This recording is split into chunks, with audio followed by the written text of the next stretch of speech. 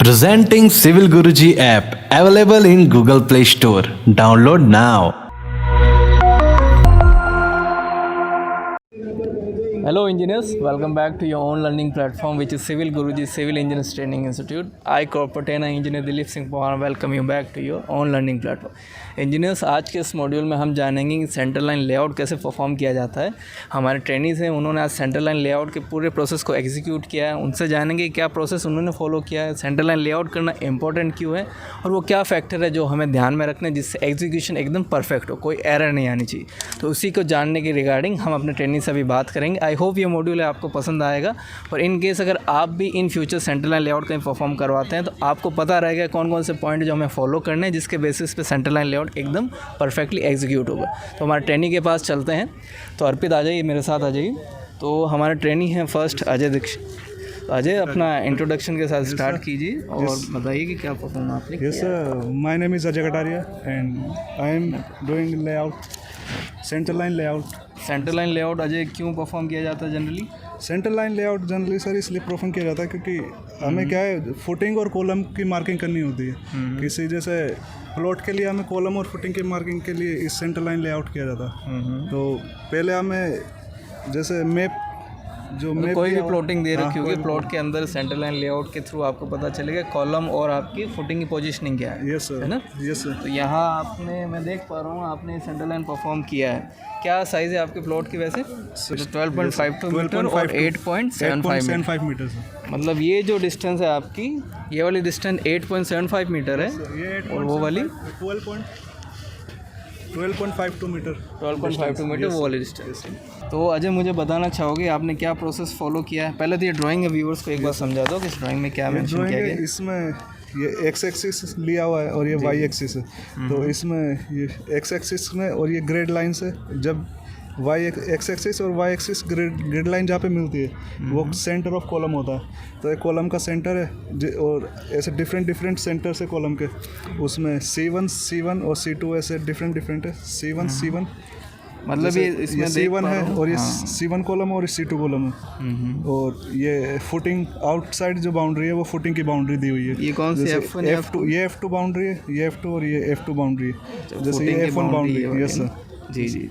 तो जैसे जो दो ये एक एक्स एक्सिस में और वाई एक्सिस में जो ग्रेड लाइन जा रही है उसके सेंटर से F2 फुटिंग है. ऐसे ही जो मतलब आपने जो मार्किंग है उसके रिगार्डिंग सबसे पहले तो ये प्लॉट आपने डिसाइड किया होगा, है ना? Yes sir. इस प्लॉट को कैसे गुनिया में सेट किया आपने? गुनिया में लिया है ट्राइंगल जो पाइथागोरस प्रमेय का यूज़ करके. जैसे ये वाली डिस्टेंस मेज़र की है पहले 8.75 ये वाली. हाँ. और ये 12.52 मीटर ये वाली डिस्टेंस लिए और फिर ट्राइंगल का यूज़ करके डायगोनल साइड करके ना, डायगोनल साइड करके पाइथागोरस प्रमेय का यूज़ करके ये डिस्टेंस मेज़र की है जो कि 15 पॉइंट कुछ समथिंग आ रही है. अच्छा. मतलब आपने पाइथागोरस थ्योरम की हेल्प से सबसे पहले तो ये बाउंड्री सेट की. इसमें परफेक्ट 90 डिग्री एंगल बन रहा है. उसके अंदर फिर आपने एक ग्रिड लाइन बनाना स्टार्ट किया. ठीक है. तो पहले मैंने आउटर साइड बाउंड्री फिक्स की है और फिर उसके अकॉर्डिंग होल टू पार्ट मतलब बाहर से अंदर की साइड ग्रिड लाइन का यूज़ करते हुए फुटिंग और कॉलम की सेंटरिंग पहले फिक्स की है और उसके अराउंड बाउंड्री जो फुटिंग की दी हुई है उसकी बाउंड्री सेट की. तो ये अजय मुझे बताओगे जैसे आपने ये थ्रेड लगाया प्लस इसमें क्या है मार्किंग भी की है चूने से. Yes sir. तो ये कैसे डिसाइड हुआ कि यहीं आपका ये सेंटर आएगा कॉलम? सर ये जैसे इसमें जो मैप में दिया हुआ है जैसे एक्स एक्सिस के अंदर जो डायरेक्शन जा रही है, एक्स एक्सिस में ग्रिड और वाई एक्सिस में ग्रिड जो जा रही है उसके सेंटर जो है वो सेंटर कॉलम का सेंटर है. कट जहाँ ये जो जब कट हो रहा है ना वो सेंटर पे एक कॉलम का सेंटर है और ये उस हिसाब से दिया हुआ है.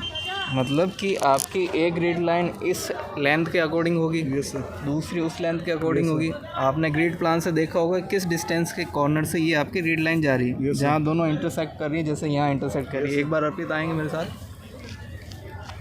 तो यहाँ की बात कर रहे हो ना? यस. जैसे यहाँ मैं देख पा रहा हूँ. Yes sir. जैसे एक ग्रिड लाइन इसके पैरेलल थी, एक ग्रिड लाइन इसके पैरेलल थी. दोनों जहाँ कट हुई वो आपका कॉलम हो, है ना? Yes sir. फिर इसमें चूने से मार्किंग की होगी अजय आपने. तो क्या साइज़ है कॉलम की? सर ये साइज़ है 250 बाय 400. 250 ऐसे है और 400 इस साइड. ये ओरिएंटेशन ड्राइंग में डिसाइडेड इसलिए किया है. ये पहले ड्राइंग में डिसाइडेड है. हाँ. तो सेंटर से 200 इधर लेना और 200 इस साइड. 200 एक साइड और 200 एक साइड और इसके लिए 125 फुटिंग की साइज़ फिर फुटिंग की साइज़ लिए 2 फुटिंग की साइज़ है 1800 बाई 1800। तो उसमें जैसे इसकी जो फाउंडेशन जो फुटिंग की डेप्थ है वो 1.5 मीटर से ज़्यादा है, तो हम जनरली 750 एक्स्ट्रा लेते हैं ताकि एक्सकवेशन करने में आसानी हो। मतलब आपने तो 750 दोनों साइड से एक्स्ट्रा लिया जी, है और ऐड करके फिर सेंटर से उसको हाफ करके दोनों साइड से इतनी डिस्टेंस पे मार्किंग की है। डेप्थ ऑफ एक्सकवेशन 1.5 मीटर या उससे कम है तो उस केस में 300 mm एक्स्ट्रा लिया जाता है फुटिंग के लिए, एक्सकवेशन करने के लिए। बहुत बढ़िया। जी सर। फिर उसके बाद सारे जैसे अजय एक चीज़ ये बताओगे, यहाँ जैसे 2 ग्रिड लाइन जा रही है एक साथ, इसका क्या मीनिंग है? सर जो ये फर्स्ट वाली ग्रिड लाइन जो जा रही है 3 नंबर की और जो डी ग्रिड लाइन है, ये दोनों एक अदर फुटिंग जो F1 को उसका सेंटर है, और जो ये 4th नंबर की सेंटर लाइन जा रही है और वो मतलब C नंबर देख पा रहा हूँ ओरिएंटेशन चेंज है कॉलम के ना, मतलब 2 ग्रिड लाइन एक तरफ से जा रही है। जैसे ये जो ग्रिड लाइन जा रही है डी नंबर की वो दिस वन और ये C1 और C2 के सेंटर लाइन है, और मतलब सेंटर से पास होती है, और जो सी नंबर की ग्रिड लाइन है वो F2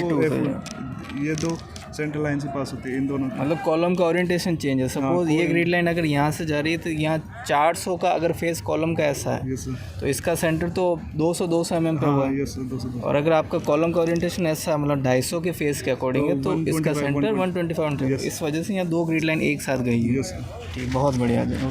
फिर अगर अजय इसका चेक करना हो, क्रॉस चेक करना हो कि ये जो मैंने लेआउट किया एकदम सही है, तो उसके लिए क्या मेथड है परफेक्ट वाला? सर वो पाइथागोरस प्रमेय का यूज़ कर सकते हैं, और वो बोथ साइड हम अप्लाई कर सकते हैं। कॉलम के अंदर भी डिस्टेंस मेजर करने के लिए अगर डायगनली दोनों साइड से मेजर करेंगे वो, और आउटर बाउंड्री के लिए डायगनली 2 साइड से अगर डायगनली मेजर करेंगे दोनों साइड से तो वो वैल्यू भी सेम आनी चाहिए जो हमने कैलकुलेशन करके निकाली है। मतलब डायगनल अगर सही होगा तो मेरा ये परफेक्ट बुनिया में पहले से बुनिया में आता है सर। जी। तो आपको ये पता चला कि कैसे एक्चुअल में परफॉर्म किया जाता है centre line layout. In future अगर साइट पे जाओगे तो अगर आपको पहले ही दिन ऐसा कुछ मिला तो परफॉर्म हो जाएगा? Yes sir, I can easily आराम से कर सकता हूँ सर मैं। आराम से हो जाएगा ना? हाँ आराम से हो जाएगा सर, विद कॉन्फिडेंस सर। बहुत बढ़िया, थैंक यू सर। तो इंजीनियर जैसा आपने देखा कि अजय ने कैसा ब्यूटीफुल हमने एक्सप्लेन किया कि कैसे सेंटर लाइन लेआउट किया उन्होंने। हमारे साथ एक और ट्रेनिंग है इंजीनियर अर्पित दीक्षित, उनसे ही जानेंगे कि वो आज कैसे सीख पाएँ। तो अर्पित, मैं सबसे पहले आपसे जानना चाहूँगा कि व्यूअर्स आपके बारे में अगर इच्छुक है जानने के तो उसके बारे में बता सकते हैं अपने बारे में?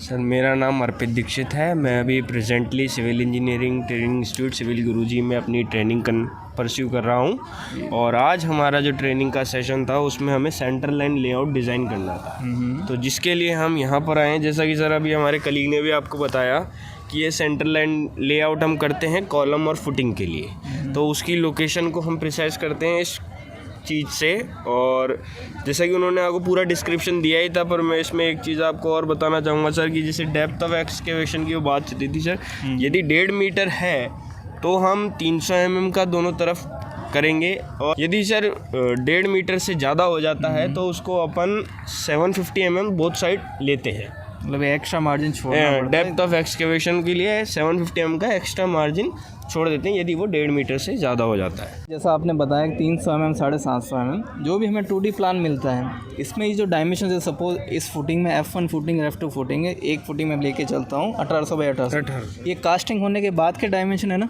जी सर। तो हम एक्स्ट्रा क्यों खुदवा रहे हैं फिर? सर जब एक्सकेवेशन होगा इसका तो इसके लिए अपन थोड़ा एक्स्ट्रा मार्जिन भी लेके चलते हैं, जिससे कि बाद में थोड़ा ढेर भी पड़ा रहता है, वो चीज़ है, लेबर भी आएगी, वो वाली चीज़ है सर। मतलब शटरिंग अगर पड़ी रहेगी तो लेबर को आराम से हो जाने आने में रहे सर, इसलिए अपन थोड़ा एक्स्ट्रा मार्जिन लेके चलते हैं। और शटरिंग का भी मटेरियल होगा वो भी सर थोड़ा आसपास रहे तो ज़्यादा वो बाहर नहीं जाए साइड के, मतलब प्रेमिसेस में वर्केबिलिटी बढ़ जाए, बढ़ जाए सर। ये सर बहुत अच्छा है, क्योंकि जैसे भी से मैं देख पा रहा हूँ कि परफेक्ट कभी कोई खोद नहीं पाया। जी सर। एक्स्ट्रा मार्जिन तो हमें लेके ही चलना पड़ता है, और CPWD भी हमें एक्स्ट्रा मार्जिन प्रोवाइड करवाता है। जी सर। जी सर। तो अर्पित, इसी बेसिस पे अगर इन फ्यूचर आपको मिला कोई प्रोजेक्ट जिसमें आपको साइट पे ही जाके सेंटर लाइन लेआउट करना होगा, तो उस केस में ये जो बेसिक जो आपने आज किया वो परफॉर्म हो जाएगा वहाँ पे भी? जी सर, बहुत अच्छे से होगा। आपकी गाइडेंस में अभी तक मैंने ये परफॉर्म किया है, इसमें काफ़ी अच्छा सीखने को मिला है, तो और ये मुझे याद रहेगा, एक तरह से ये जुड़ ही चुका है सर, तो ये मेरे आगे बहुत काम आएगा। तो यही है sir. Thank you sir. I hope कि आप जब परफॉर्म करवाने जाओ इजीली वो परफॉर्म भी हो जाए। जी सर। सो व्यूअर्स, आपने देखा कि हमारे ट्रेनिंग्स ने कैसे ब्यूटीफुली एक्सप्लेन किया है कि सेंटर लाइन लेआउट कैसे परफॉर्म किया है, क्या वो पॉइंट्स है जो आपको हमेशा ध्यान में रखने हैं। आई होप कि इस वीडियो मॉड्यूल के थ्रू आपको एक्चुअल में कुछ इन्फॉर्मेशन मिली होगी जिसके थ्रू आप सेंटर लाइन लेआउट आप अपनी पर्टिकुलर साइट पे करवा सकते हो। अगर आप ऐसे ही इंफॉर्मेटिव कंटेंट चाहते हैं और आप भी चाहते हैं कि ऐसी स्किल्स आप भी सीखें, तो आप हमें कॉल कर सकते हैं 9111001234 पे, और आप अपनी फ्री काउंसलिंग भी करवा सकते हैं। So engineers, we will meet in the next module with a new content. Till then, be safe, be healthy. Jai Hind, जय भारत।